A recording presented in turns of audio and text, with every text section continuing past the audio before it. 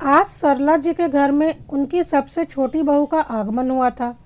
सरला जी के 4 बेटे थे, 3 का विवाह हो चुका था और आज सबसे छोटी बहू आ गई। सरला जी बहुत खुश थी कि चलो अब उनकी जिम्मेदारी पूरी हो गई। सरला जी की कोई बेटी नहीं थी। बेटी को पाने की ख्वाहिश में ही उन्होंने 4 बेटों को जन्म दिया था, लेकिन अब उन्हें पता चल चुका था कि शायद उनके भाग्य में बेटी नहीं है और उन्हें बुढ़ापे में बहू के रूप में ही बेटियों का सुख प्राप्त होगा। इसलिए वह बेटों की शादी का इंतज़ार करती थी। सरला जी अपनी बहुओं को बेटियों की तरह प्यार करती थी और उनका बहुत ख्याल रखती थी। सारी बहुएं भी सरला जी का बहुत ख्याल रखती थी, क्योंकि वह सास नहीं, एक माँ की तरह उन्हें प्यार करती थी और उन्हें कभी ऐसा लगा ही नहीं कि वह अपने ससुराल में है। सरला जी के घर का माहौल ऐसा बना हुआ था कि सब एक दूसरे से मिलजुल कर रहते थे। किसी को कोई दिक्कत नहीं थी और कोई लड़ाई झगड़ा भी नहीं था। सरला जी ने हमेशा एक सामंजस्य अपने घर में बिठाकर रखा था, ताकि उनके जीते जी परिवार में कोई बिखराव न आए। सरला जी के चारों बेटे अपना अलग अलग बिजनेस करते थे। सरला जी के पति भी अपना बहुत बड़ा बिजनेस चलाते थे। उनकी दूसरी बहू के आने के कुछ दिनों बाद ही सरला जी के पति का देहांत हो गया था। सरला जी शुरू में तो टूट गई थी, पर उनकी बहुओं ने उनका बहुत साथ दिया और फिर उनका ध्यान काम की ओर लगाने के लिए उनसे दुकान पर जाकर बैठने को कहा और ससुर जी का बिजनेस उन्हें संभालने को कहा।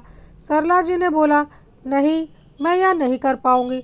तो दोनों बहुओं और चारों बेटों ने बोला, आप यह कर सकती हैं और इससे आपका मन भी शांत रहेगा।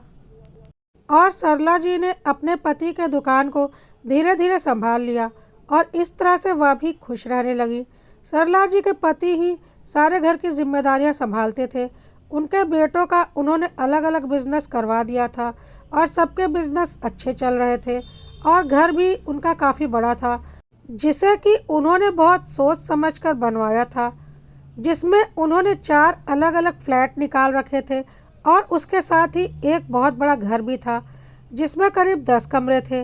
2-2 कमरा हर बेटे को और 2 कमरा सरला जी और उनके पति के लिए था, और यह सब कुछ एक ही बाउंड्री में था। सरला जी और उनके पति ने काफ़ी सोच समझकर इस तरह का घर बनवाया था, ताकि उनके बाद उनके बेटों में कोई लड़ाई झगड़ा ना हो और वह आपस में ही साथ साथ रहें। इसलिए चारों फ्लैट बिल्कुल बराबर के एक से बने हुए थे और एक साइड जो एक बड़ा घर बना हुआ था, जिसमें सारा परिवार एक साथ रहता था, वह सबके 2-2 रूम के साथ थे। सरला जी और उनके पति का यह कहना था कि जब तक साथ रह सकते हैं हम इसमें रहेंगे, उसके बाद सब अपने अपने फ्लैट में प्यार मोहब्बत से रहना, कोई लड़ाई झगड़ा कभी नहीं होगा। सब बेटों का बिजनेस भी समय रहते सरला जी और उनके पति ने अलग अलग करवा दिया था, ताकि उनके बीच में कभी कोई मनमुटाव ना हो और सब अपना अपना कमा खा रहे थे। क्योंकि सरला जी का संयुक्त परिवार था, तो घर का सारा खर्चा सरला जी और उनके पति ही चलाते थे। अपने व्यक्तिगत खर्च बच्चे खुद उठाते थे।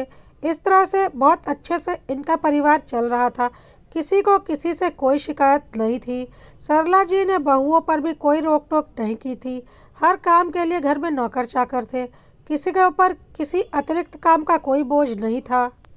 कुल मिलाकर बहुत ही अच्छा और प्यारा परिवार था और सब मिलजुल कर रहते थे। अब अपने सबसे छोटे बेटे की शादी करने के बाद सरला जी को ऐसा लगा कि उन्होंने गंगा नहा लिया, और सबसे छोटी बहू के घर आने के बाद उसकी प्यारी सूरत देखकर तो सरला जी मानो खुशी से फूला नहीं समा रही थी। उन्हें लग रहा था कि उनका परिवार आज पूरा हो चुका है, बस उनके परिवार को किसी की नज़र ना लगे। बाकी के तीनों बहुएं भी बहुत खुश थीं कि अब सारी देवरानी जेठानी मिलकर बहुत मज़े करेंगे और हमेशा साथ साथ खुश रहेंगे।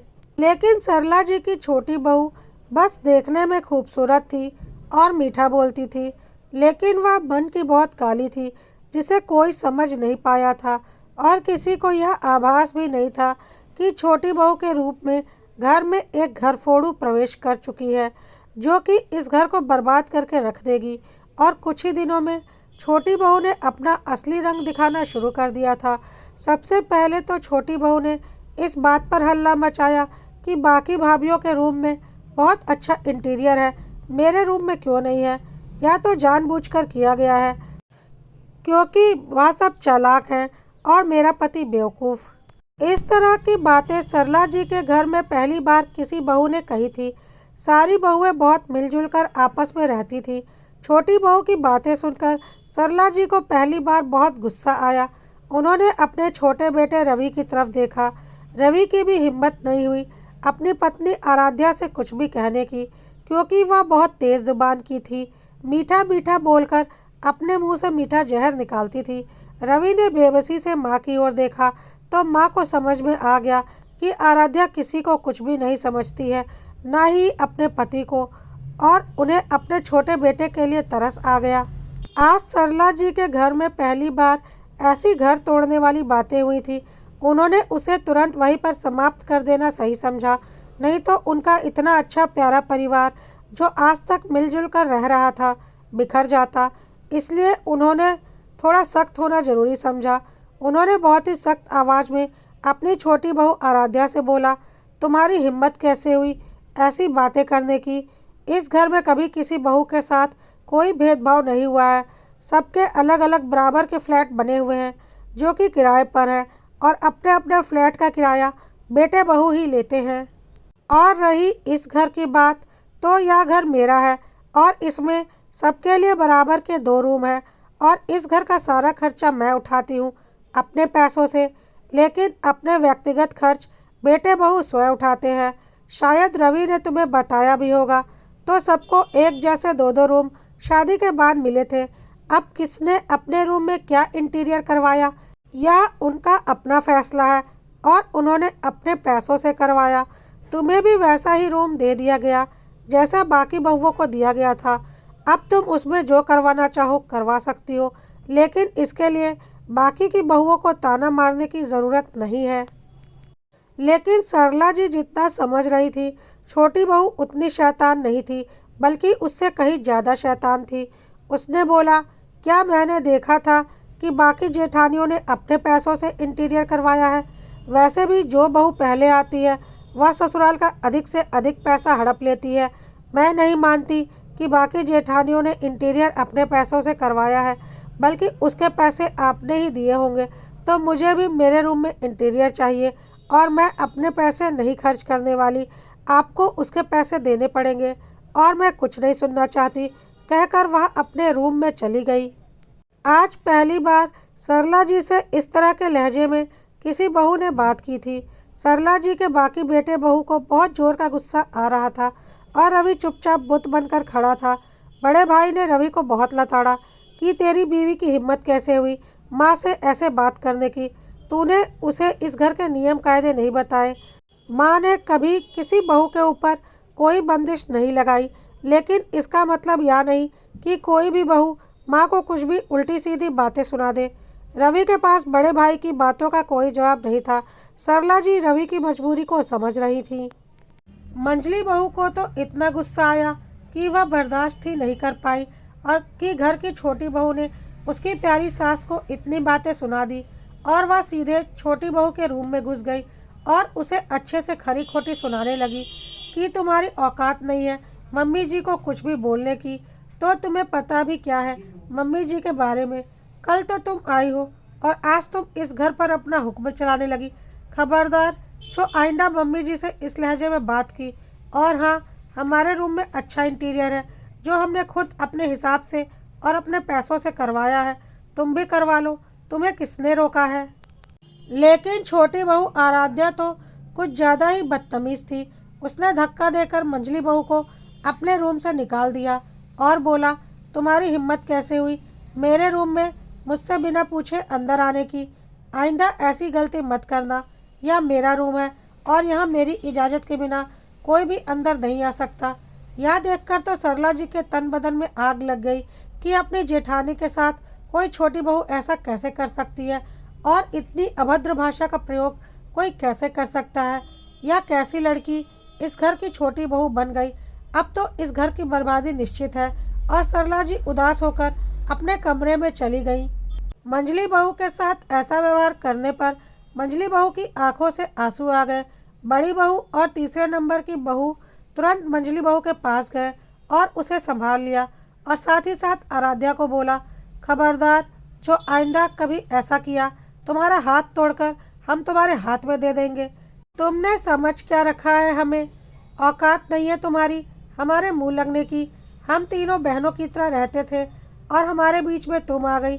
आज से तुम्हें जो करना है करो। ना हमसे बात करने की ज़रूरत है, ना हमसे मतलब रखने की ज़रूरत है। और आइंदा ऐसी गलती भूल कर भी मत करना, नहीं तो अंजाम भुगतने को तैयार रहना। कुछ दिनों के बाद छोटी बहू ने दोबारा ड्रामा करने शुरू कर दिए थे कि मेरे रूम का इंटीरियर मम्मी जी को ही करवाना पड़ेगा। मैं अपना 1 रुपया भी खर्च करने वाली नहीं, क्योंकि मैंने नहीं देखा कि आप लोगों के रूम का इंटीरियर किसने करवाया। हो सकता है मम्मी जी ने ही करवाया हो और आप लोग सब मिलकर झूठ बोल रहे हैं। और रवि को क्या पता, वह तो दुकान में रहता है। और वैसे भी शादी के पहले कोई लड़का इन सब बातों पर ध्यान नहीं देता। सरला जी को लगा कि घर में कुछ ज़्यादा ही कलह हो रहा है, तो उन्होंने बोला, ठीक है, तुम्हें जो करवाना है करवा लो, मैं सारे पेमेंट कर दूंगी। उन्होंने लड़ाई झगड़े से बचने के लिए ऐसा बोला। लेकिन सरला जी का स्वभाव शुरू से ही ऐसा था कि उन्होंने कभी भी अपने बेटों में कोई भेदभाव नहीं किया था। इसलिए अब रवि के रूम के इंटीरियर का पैसा देना उन्हें सही नहीं लग रहा था, क्योंकि बाकी बहुओं ने अपने रूम के इंटीरियर अपने पैसों से करवाया था। इसलिए सरला जी ने बाकी की 3 बहुओं को अपने रूम में बुलाया और बोला, छोटी बहू का स्वभाव तुम लोगों से बिल्कुल अलग है और उसे समझाना अब मेरे बस की बात नहीं। लेकिन मैं अपने चारों बहुओं में कोई भेदभाव नहीं कर सकती, इसलिए उसके रूम के इंटीरियर में जितना भी पैसा लगेगा उतना पैसा मैं तुम तीनों को भी दे दूंगी। इस पर तीनों बहुओं ने बोला, नहीं मम्मी, हमें पैसे नहीं चाहिए। हमें पता है छोटी बहू का स्वभाव हम तीनों से अलग है और उसकी वजह से घर में पहले ही बहुत परेशानी बढ़ चुकी है। आप उसके रूम का इंटीरियर करवा दीजिए, शायद इससे उसे शांति मिल जाए। छोटी बहू का स्वभाव सच में इन तीनों बहुओं से बहुत ही अलग था। जहाँ यह तीनों बहुएं आपस में मिलजुल कर हंसी खुशी रहती थी और एक दूसरे की मदद भी करती थी, वहीं छोटी बहू हर वक्त अपने रूम का दरवाज़ा अंदर से बंद करके रहती थी और फ़ोन पर बातें करती रहती। वह सिर्फ खाना खाने के लिए ही रूम से बाहर निकलती और उसे बाकी घर से कोई मतलब नहीं था। सरला जी को समझ में आ चुका था कि छोटी बहू के स्वभाव की वजह से उनका संयुक्त परिवार टूटने की कगार पर आ चुका है और जल्द ही इस परिवार में अलगाव निश्चित है। खैर, इंटीरियर का काम हो जाने के बाद छोटी बहू ने फिर नया ड्रामा शुरू कर दिया। अब उसका कहना था कि शादी में उसे बाकी की जेठानियों से कम जेवर चढ़ाए गए हैं। सरला जी ने बोला, मैंने कभी भी अपने बहुओं में कोई भेदभाव नहीं किया और सबको शादी में बराबर का सोना चढ़ाया है। हाँ, जेवर के डिज़ाइन ज़रूर अलग अलग है, पर उनका वजन लगभग बराबर ही है। लेकिन आराध्या यह बात मानने को तैयार नहीं थी। उसका कहना था, मैंने फ़ोटो में भाभीियों के जेवर देखे हैं। बाकी भाभीियों के जेवर मेरे जेवर से बहुत ही ज़्यादा भारी हैं, जो कि फ़ोटो में भी साफ पता चल रहे हैं। सरला जी को समझ में आ चुका था कि आराध्या हमेशा कुछ न कुछ बवाल मचाती ही रहेगी और हर बार मुझसे ऐसे ही पैसे ऐंठती रहेगी, जिससे मैं मेरे बाकी के बेटों के हक के पैसे उसे देती रहूँगी, जो कि किसी भी तरह से सही नहीं है। इसलिए सरला जी ने बिना कोई जवाब दिए वहाँ से जाना ही सही समझा। अगले दिन छोटी बहू के पिताजी का फ़ोन सरला जी के पास आया। थोड़ी बहुत औपचारिक बातें करने के बाद उन्होंने भी वही बात कही कि आपने मेरी बेटी को बाकी की बहुओं से कम जेवर चढ़ाए हैं, तो आपको ऐसा भेदभाव नहीं करना चाहिए। अब सरला जी को समझ में आ चुका था कि आराध्या का स्वभाव ऐसा क्यों है। जब उसके माता पिता का स्वभाव ही ऐसा है, तो उन्होंने वैसी ही परवरिश आराध्या को भी दी होगी और उसे रिश्तों से ज़्यादा पैसों का महत्व बताया होगा और बेईमानी करना भी सिखाया होगा। सरला जी को यह समझ में आ गया था कि यह सब आराध्या जानबूझकर कर रही है, ताकि सास की कमाई के अधिक से अधिक पैसे उसके पास पहुंच जाए। इसलिए सरला जी ने भी अब सोच लिया था कि वह आराध्या की कोई भी फिजूल की मांगे नहीं मानेंगी और उन्होंने आराध्या के पिता से बोला, आपको और आपकी बेटी को जो भी करना है कीजिए, मैं आपकी अब कोई बात नहीं मानने वाली। अगले दिन आराध्या के माँ पिताजी आराध्या के ससुराल सरला जी से मिलने गए और फिर वही बातें बोलने लगे कि आपको अपने सारे बेटे बहू को बराबर ही देना चाहिए। कम ज़्यादा नहीं देना चाहिए। मेरी बेटी इस घर की छोटी बहू है, तो इसके पहले की बहू को आपने क्या दिया क्या नहीं दिया वह तो हम नहीं जानते, लेकिन यदि वह बोल रही है कि उनके जेवर उससे भारी हैं तो सच ही बोल रही होगी। तो आपको उसको उसके हिस्से का सोना दे देना चाहिए। यह अच्छी बात नहीं होती कि बहुओं में भेदभाव किया जाए। सरला जी ने बोला, मैं आपकी बेटी को अब कुछ नहीं देने वाली। उसका पति कमाता है, उसकी जो इच्छा है वह अपने पति से पूरी करवा सकती है, कोई रोक टोक नहीं है। रवि ने आराध्या के पिता को सफाई देनी चाहिए, तो आराध्या रवि से तुरंत ही लड़ने लगी और उसे बुरा भला कहने लगी, और रवि को अंततः चुप होना पड़ा, क्योंकि आराध्या इतनी बदतमीज़ लड़की थी कि उसके आगे कोई भी ज़बान खोलता था तो वह उसे कुछ भी बोल देती थी, भले ही वह उसका पति हो या सास ही क्यों ना हो। और अपने बेटे की मजबूरी सरला जी बहुत अच्छे से समझती थी, और उन्हें यह पता था कि उनका बेटा एक बुरी लड़की के जाल में फंस चुका है और यह उनकी गलती है, लेकिन वह भी क्या कर सकती हैं। कोई किसी का चेहरा ही देख सकता है और आवाज़ ही सुन सकता है, उनका काला दिल तो नहीं देख सकता। लेकिन सरला जी ने सोच लिया था कि अब वह उनकी नाजायज़ मांगों के आगे नहीं झुकेंगी। आराध्या के पिताजी ने बोला कि यदि आपका यह कहना है कि आपने अपने सब बेटों को बराबर सोना दिया है, तो फिर आप अपनी बाकी की बहुओं के जेवर और मेरी बेटी के जेवर को तुलवा कर देख लीजिए। तो सरला जी ने बोला, बिल्कुल नहीं, मैं आपको सफाई क्यों दूं कि मैंने बराबर दिया है या नहीं। मेरा दिल जानता है कि मैंने बराबर दिया है, और इसके लिए मैं किसी को कोई सफाई नहीं देने वाली, ना ही मेरी कोई बहू अपना कोई जेवर निकालेगी। मेरे लिए मेरे चारों बेटे बहू बराबर हैं और बराबर ही रहेंगे। जिसे मानना है माने, जिसे नहीं मानना है ना माने।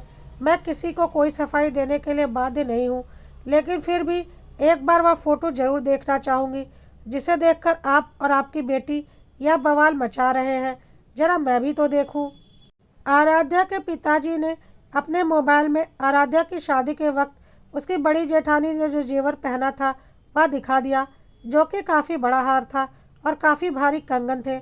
आराध्या के सास उसे देखकर मुस्कुराने लगी और बोला, वाह, आपकी बेटी जिस जेवर को देखकर मेरे ऊपर इल्ज़ाम लगा रही है ना, वह जेवर मेरी बड़ी बहू के माता पिता ने उसे उसकी शादी पर दिया था, जो कि मेरे दिए हुए जेवरों से दुगनी वजन के हैं, और उसके माता पिता ने उसे दिया है। तो इस हिसाब से तो आपको आराध्या को और जेवर देने चाहिए, ताकि उसकी बराबरी की ख्वाहिश पूरी हो जाए, क्योंकि उसे तो उसके मायके से इतने भारी जेवर मिले ही नहीं जितने कि मेरे की बाकी की बहुओं को मिले हैं। मैं ऐसा नहीं बोल रही हूँ, ऐसा आपकी बेटी और आप खुद बोल रहे हैं। और अब हमें आपको और आपकी बेटी को कोई सफाई नहीं देनी। आपकी बेटी मेरे घर में पूरी तरह से आज़ाद है, वह जैसा चाहे रह सकती है, हमें उससे कोई दिक्कत नहीं है।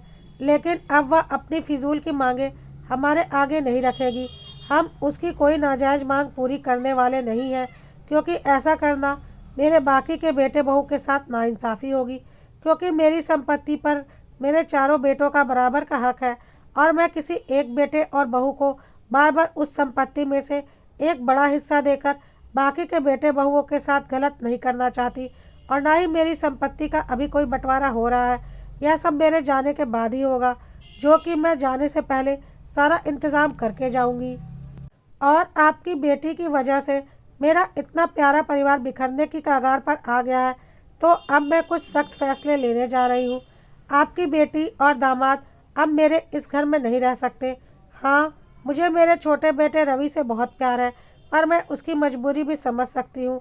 पर मैं एक बेटे के प्यार में अंधी होकर बाकी के बेटों पर अत्याचार होते नहीं देख सकती। और आपकी बेटी बहुत ही बदतमीज़ और मुंहफट किस्म की लड़की है, जो कि कभी भी बड़े छोटों का लिहाज तक नहीं करती। और अब मेरा फैसला यही है कि आपकी बेटी मेरे घर में नहीं रहेगी, बल्कि अपने फ्लैट में जाकर रहे, या फिर उसे जहाँ जाना है वहाँ जाकर रहे, लेकिन मेरे घर में अब उसके लिए कोई जगह नहीं है।